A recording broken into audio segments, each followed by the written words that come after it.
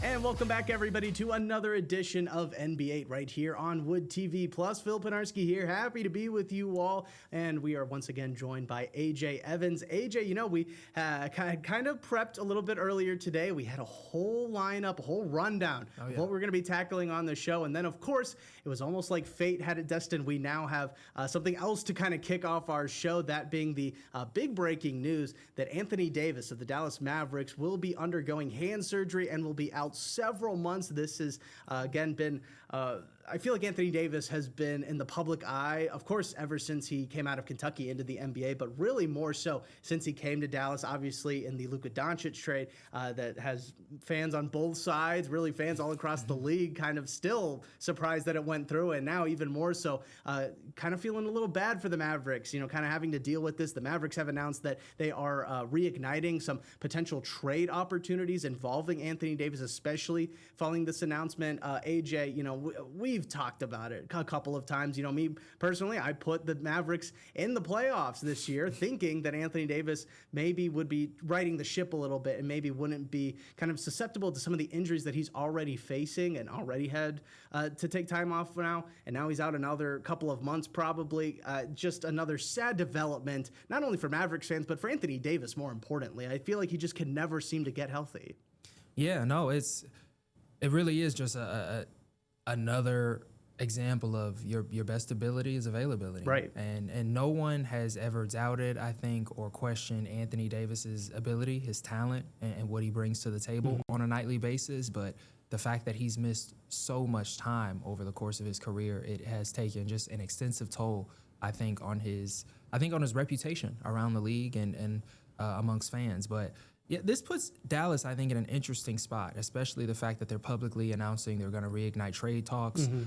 I wonder, Phil, what direction do you go in terms of gauging your value for him? Because we talked a little bit about it off air, but the Mavericks do not own their own first-round pick after this summer until 2031. They will not have control over a first-round pick again until 2031 after this upcoming draft. So do you emphasize like draft capital? Do you try and get some young talent around Flag, or do you try and expedite this rebuild? Which is, I mean, that's what it kind of feels like Dallas is in right now. But it seems like a mini one. It doesn't seem too extensive yet. Do you try and expedite it with getting somebody who can have a sizable impact as soon as next year?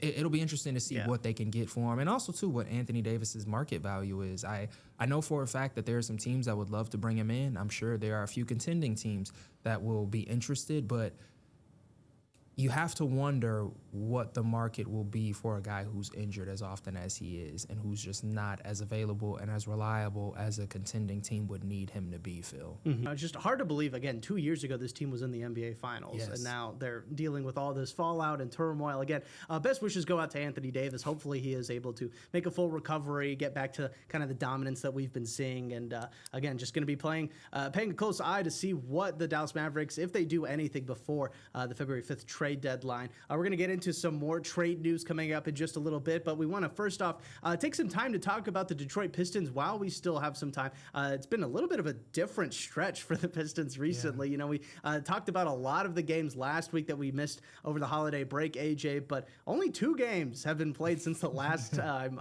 we were together. Again, just 2 games in a 9-day span for the Detroit Pistons. Let's take a look at those games real quick. First things first, they talked about it a little bit last week, but they were able to once again beat the Chicago Bulls, one of only a handful of teams to beat them all season long. They won 108-93. Our boy Beef Stew, Isaiah Stewart, had a huge game, career high, 31 points in that game. Again, the presence of Isaiah Stewart on this team cannot be overstated, just what he means to this team. But when he's having nights like this, you got to get him the ball. I mean, even more so. He does all the dirty work. When he's hitting shots, this is the time to get him the ball. Yeah, for sure, man. He is the heart and soul of this team. He's the heart and soul of this team and this franchise. A lot of people have compared him to what Ben Wallace was to those Pistons teams in the 2000s, and I think that's a credible comparison. Like you said, it cannot be overstated how valuable he is on both ends of the floor. And the thing that I think has surprised me the most is the growth he's shown, like offensively. Obviously, He's a hustler. He's going to go out. He's going to get blocks. He's going to get rebounds. Those are just intangibles he brought with him to the NBA. But his skill set has just continued to expand. He's knocking down shots at a really high rate. His ball handling, I think, has subtly gotten better.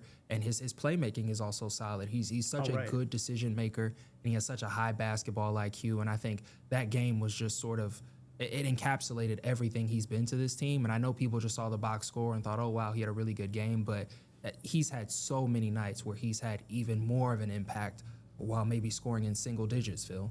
Definitely. Yeah, no, it was great to see him have the game that he did. And again, kind of see all the fans and all the players themselves also be pretty excited about that. The fun didn't last too long, though, as a couple nights later, they did take on the Los Angeles Clippers, a team that we've talked about for struggling a lot this season. They've kind of picked it up in recent weeks, but still not a team that a team that I also, again, picked to go to the playoffs, still kind of in the bottom of the Western Conference standings right now. But the Pistons were unable to win that game. They lost to the Clippers 98-92. That means that the season series between these two teams is over, with the Pistons going 0-2 versus them. Again, this is a team that has been struggling quite a bit this year. I mean, are we taking anything away from Detroit not being able to maybe beat LA this season? Not necessarily beating LA, but I think this was one of their worst losses of the season. I think both were. I mean, getting 55 hung on you is a bad loss, and then and then the team coming back into your city and not getting the 55, but losing again the way that they did. Look, this team has had a propensity to blow big leads, and it's beginning to, I think, become a negative part of this team's identity. Now, obviously, the Pistons were really shorthanded that night. Seemed like everyone was out. Isaiah Stewart missed the game due to an illness. Cade was out. Jalen Duren was out. But the Pistons were up by 19, Phil. Right. They were up by 19, and then they were up by 14 in the fourth quarter. And for a collapse of that size to happen, it's inexcusable. Right. And this is a really talented team. This is a really well-coached team. And I think this is a really disciplined team. But I think at the same time, we're seeing how young this team is once again. And I've said it time and time again, and I don't mean to sound like a broken record, Phil, but putting together a good 4 quarters that's what wins you games, and that's what wins you playoff series, and that's what wins championships ultimately. I think when you look at the margin of error for teams like the San Antonio Spurs or the Oklahoma City Thunder. The Thunder are probably the biggest one, or even the Celtics teams that we talked about a few years ago. They might have a few bad minutes within the course of a really good game. Right. There might be a bad 90-second stretch, and then just like that, they're fixed.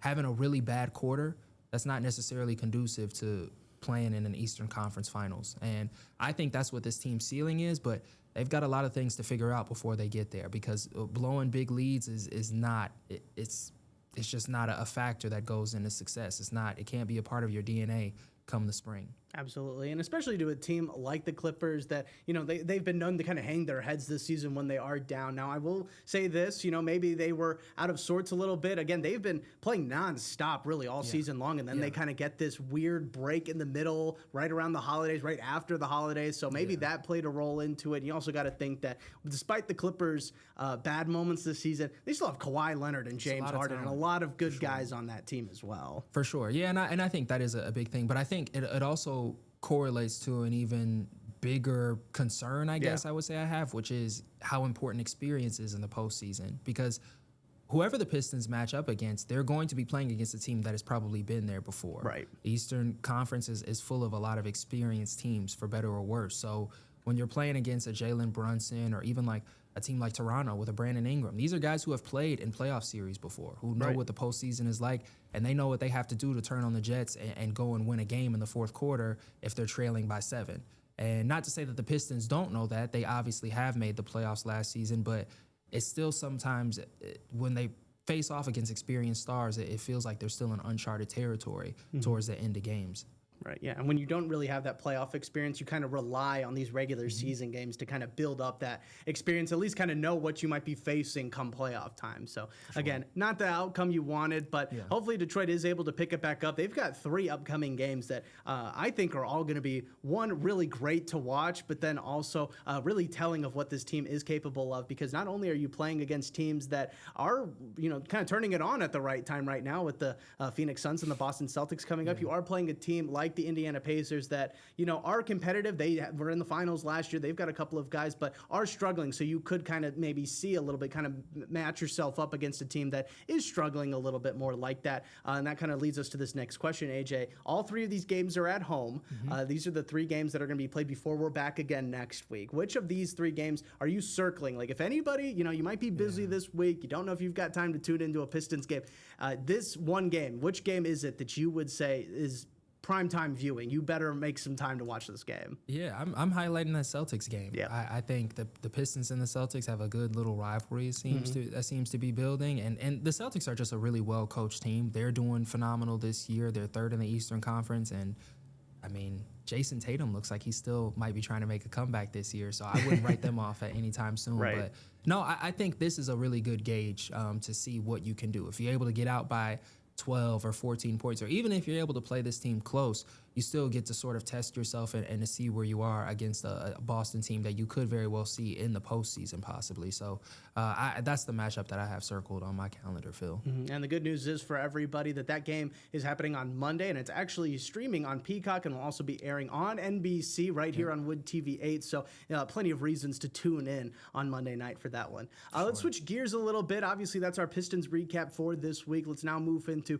some of the grander news in the NBA, and let's start with All-Star voting. The All-Star game, believe it or not, is about a month away. We are very close to the start of All-Star weekend, but we still don't know who's going to be an All-Star. We have yet to see who the starters are, who the reserves are. Voting is still going on right now, and we have some of the latest numbers released by the NBA. AJ, we've been kind of taking a look at these recent standings. Obviously, the top names in the West, Luka Doncic, Nikola Jokic, Steph Curry, those are the top three. In the East, you've got Giannis Antetokounmpo, Jalen Brunson, and Tyrese Maxey of the Philadelphia 76ers.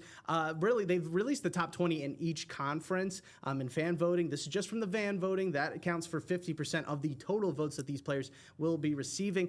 Any big names or really any surprises to you in these second returns of votings? I mean, again, no surprising names, I don't think, but I guess where they kind of line up in order from total votes is, maybe you might have some questions about that. Yeah, for sure. The order was a little different, but I mean, I think it's a sign of the times, Phil. Yeah. I think you have, like we've talked about, this older generation, these guys who are in the twilight years of their careers, and then this new wave of young stars that I think are captivating a newer audience and a younger audience that is growing with these players. The biggest surprise I had was the Pistons didn't get much love, Phil. No, I mean, right. Cade is obviously up there, but I think Jalen Duren is a certifiable. I think he's a bona fide all-star this year. There's no other way around it. He's averaging a double-double, 17 points, 10 rebounds a game. He's been as important to the Pistons' success as anyone. But then again, it got me thinking, Phil. I still think that the Pistons are. I don't think everyone knows about them fully yet. I think people know that they're doing well, but I think a lot of people are just attributing that success directly to Cade. And that's cool, but there are some big-time guys on this team, and I'm not sure if anybody else has a case for being an all-star. I mean, I would love to put Beef Stew in there, but obviously he's not going to get that kind of love. But I think Jalen Duren definitely deserves to be a little higher up, Phil. Yeah, no, the fact that Cade is the only Piston in the top 20, I think, is surprising. Yeah.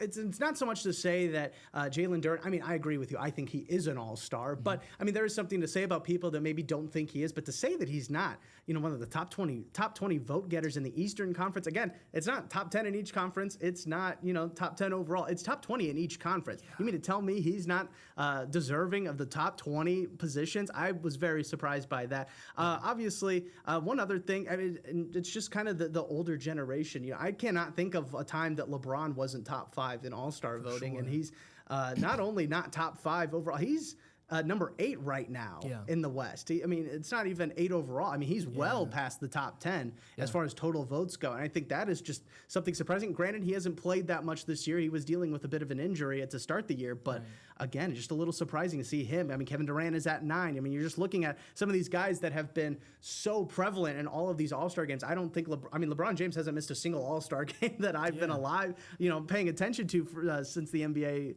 back in, I think his first All-Star game was 2005. I I mean, he's been there every single time. So it's weird to see. I mean, he'll probably end up getting in, but it'd be weird to see him not in the All-Star game. It would be, and I think you mentioned something interesting. You know, the Lakers obviously have Luka and LeBron, and I know for a fact Luka being as good as he's been this year, coupled with LeBron being out, has played a direct role in the All-Star voting this season. And with the Rockets, I mean, Kevin Durant has not missed too much time. He's been phenomenal this year, but Alperen Sengun is a well-known international star. I think he's developed into that. So, yeah, like I said, it's just a sign of the times, Phil. You know, these guys are in different phases of their careers, and they're still tremendous players, but I don't think they're the heliocentric franchise superstars or megastars that they once were.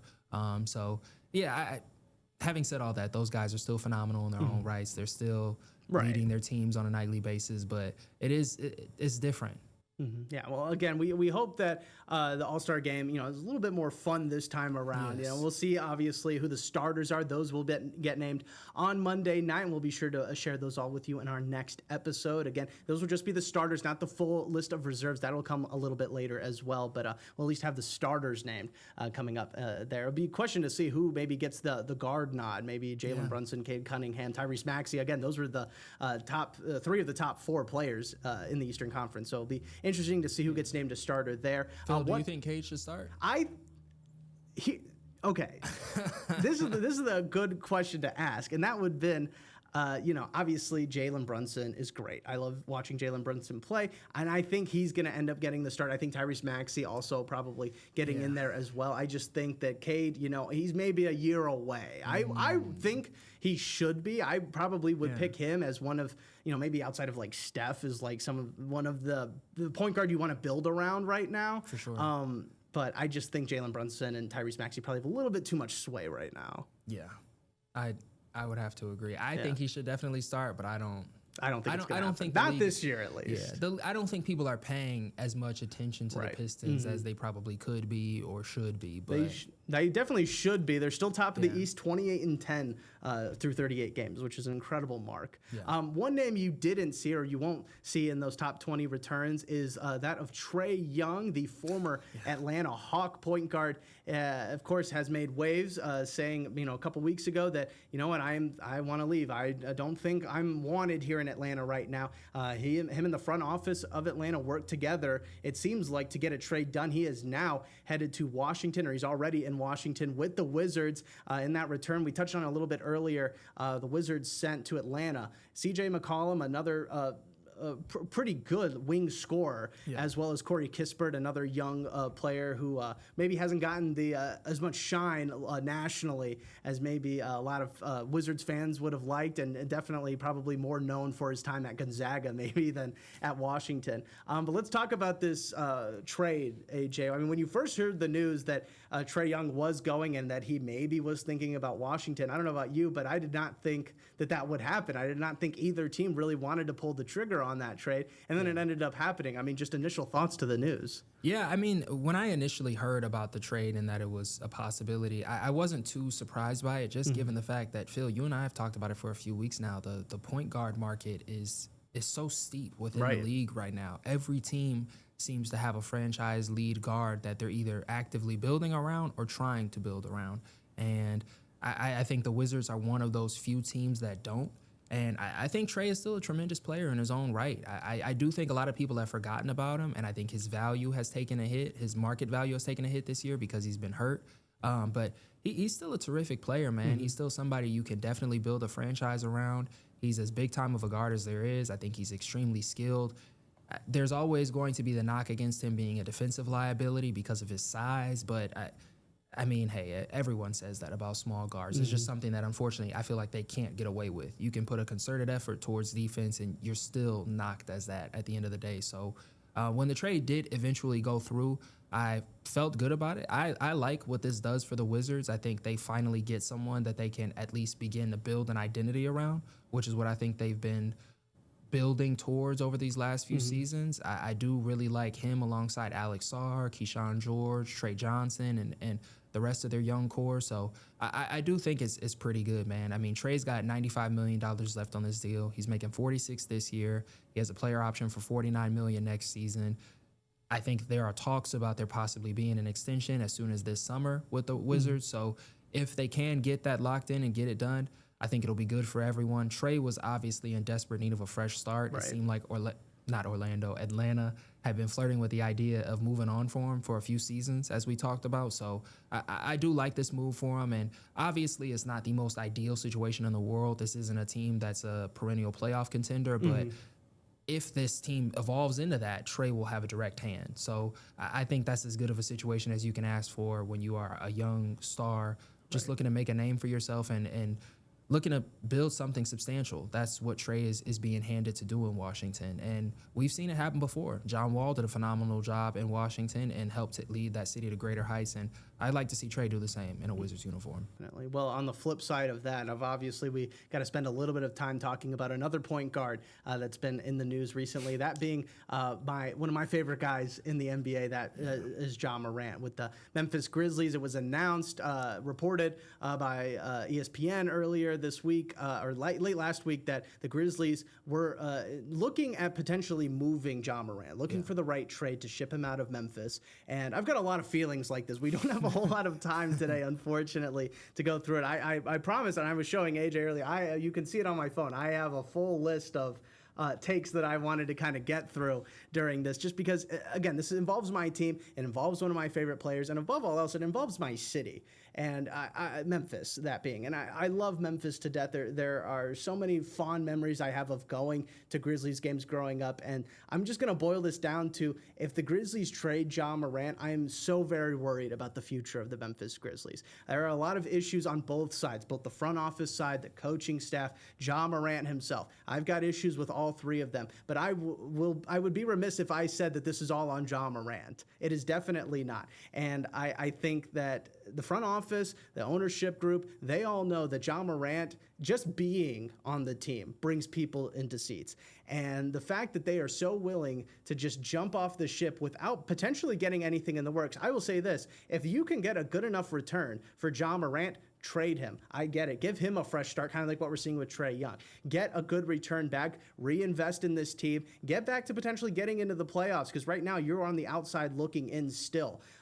So I think that should be a way to do it. But I don't know what you can get for Ja Morant. If the roles were reversed and the Grizzlies were getting Corey Kispert and CJ McCollum in exchange for Ja Morant, I would take issue with that. And so my thinking in this is that I feel like the ownership group knows that people are coming to see Ja. If we get rid of Ja, attendance might go down. They are already in a sort of disagreement with the FedEx Forum, the current arena for the Grizzlies, on a potential longer-term deal to keep the Grizzlies playing there. If that lease goes out of nowhere, what's to say the Grizzlies even need to stay in Memphis? I just have this eerie feeling that this could eventually turn, or this is the first step in moving this team out of Memphis, which is the last thing I want.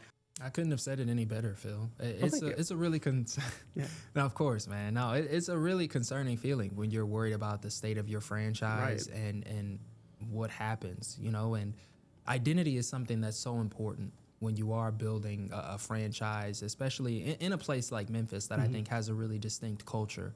And I thought Ja embraced that. I thought he embraced it. I thought the city embraced him. And he has a Grizzlies tattoo on him. Yeah, man. And there was just this budding relationship that I thought would just continue to blossom. And it's been really sad to see these external factors, which is what, frankly, I consider them to be, get in the way of that between him and the city. So, yeah, no, I am concerned. And like you said, if you're telling me that you think there's an eerie feeling, then there must be. Yeah. I mean, because there's no excuse for whatever in the world this is. And it really is frustrating and saddening to see a player of his caliber just not only be caught up in trade rumors, but to seem so disengaged and frustrated. But I wanted to ask you something real quick, Phil. Obviously, Ja is averaging career lows, field goal percentage, three-point percentage. His numbers are down across the board, seemingly.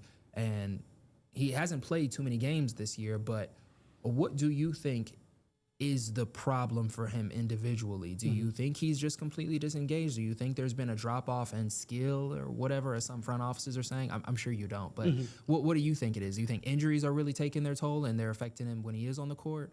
This is a very great question. And the answer, in my own opinion, again, I have never spoken to John Morant. I don't know anybody in the front office. I don't know anybody in the NBA officiating office. I don't know. I can't answer this 100%. But the way I see it is there are just so many factors. You look at John Morant over the last couple of years. He was the talk of not just of Memphis. I mean, he could walk down Memphis and, have people like fawning over him. He owned Memphis, truly. As much as a player possibly could own a city, he owned Memphis.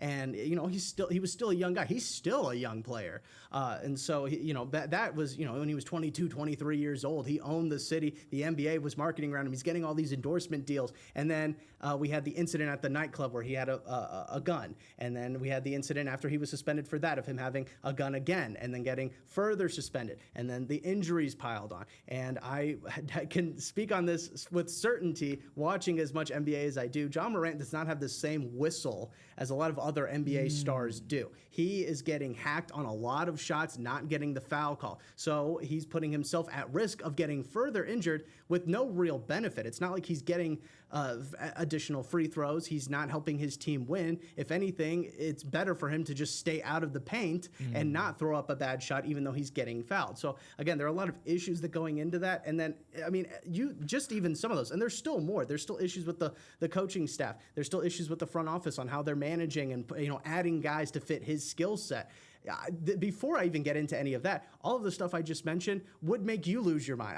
I'm losing my mind even trying to remember of all the things that he kind of has to deal with. And I feel like that is playing into how he feels, how he plays. I mean, at the end of the day, I know it's so cliche to say this, and I know some people are going to say, well, you're getting paid millions of dollars to play a game. You should get over it. We are still people at the end of the day. He is still an individual. He's still a person, and any of that stuff, even if it was just one of those things, would be enough for it to, it can affect you. And again, I think he needs to kind of feel that warm embrace that the city of Memphis is ready to give him. I entirely agree with everything you said. There's one thing I would like to add, and I feel like many franchises have gotten away from it. I felt like when we were growing up, Phil, and even historically, really good front offices have always been the bridge between their stars and the coaches. Right. And some people say it's the opposite, and I'm sure some people amongst NBA circles would disagree, but good front offices have always done a great job at retaining not only their star players, but their coaches and saying, hey, this is what's happening, this is what we're building towards, this is what needs to be done. Right. When Allen Iverson and Larry Brown were going at it in the early 90s, you and I have talked about it. Yeah. Larry Brown said, I want Allen Iverson traded. Allen Iverson said, I want Larry Brown out of here. It's either him or me. And Pat Crocet, who was a part-time owner and the general manager at that time, called both of them into an office and said, neither of those things are happening. We're going to work this out, and we're going to win. And the rest was history. Absolutely. And again, I'm not saying we have to all bend over backwards for John Morant, but again, I think there needs to be some bowing at least or something. I mean, without him, the Grizzlies are not what they are, and that is just flat out plain to see. He is, and I'll say this wholeheartedly, he is the most talented basketball player, period, to put on a Memphis Grizzlies jersey, probably of all time, at least in the peak of their powers, I would say. Obviously, I have so many other guys that I can think of that I personally love, but as far as from an athletic, pure basketball standpoint, John Morant's the most talented, and I think they know that, and I think they know that if they get rid of him, that there will be a lot of fans, if not all fans, pretty upset about it. The good news is, though, for the Grizzlies is that they are away from a lot of the noise, a lot of the American media right now. They are overseas in Europe. They've got 2 games against the Orlando Magic this upcoming week. They're playing in Europe. They're playing in Berlin this week. And then on Sunday, they're playing in London, kind of trying to expand the game a little bit. Want to end it on somewhat of a fun note, AJ. I mean, it's really great to see them kind of expand into different markets now. Yeah, no, it really is, man. The league it's become so globalized, and the NBA itself is a global brand. That's what it is at its core, and it's always cool to see like those fans. They're always so excited for an NBA team to come by, and it's just, I think it's important for us to keep in mind and not take for granted how lucky we are to not only be able to watch games, when we come home from work, but to be able to attend games, regardless of whatever city you're in, or even a G League game for that matter. Yeah. Like in high major college basketball, these are all things that so many people in so many other countries would kill for, and that they're so excited about when they do inevitably get it. So, it's really cool to see, man. It's awesome. Yeah, no, it's going to be a great week of basketball again. Of course, we've got the Pistons coming up, and you'll be able to check them out on NBC. And we've got some, of course, those European games happening this weekend as well. Awesome week of basketball. We'll be back again next week as well to go over those All-Star starters being named and all of the news regarding the Pistons and the rest of the league. So, AJ, thank you so much for stopping by. We'll see you again next week. And I want to thank everybody for tuning into this latest edition of NB8.